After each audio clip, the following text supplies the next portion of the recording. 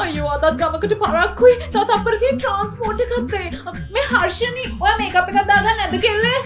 මට තප්පරේ ටිකක් ඇතියනේ.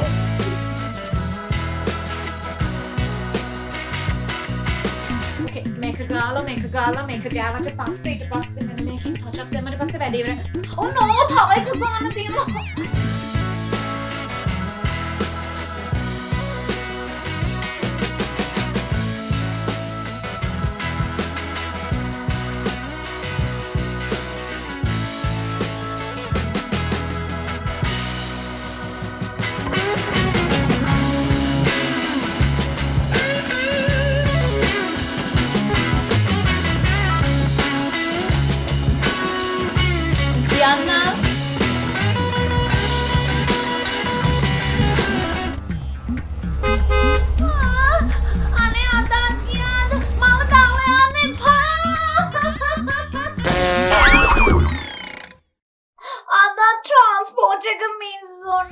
මේකප් කරන්න ගිහින් හැමදාම ට්‍රාන්ස්පෝර්ට් එක මිස් කරගන්නවද?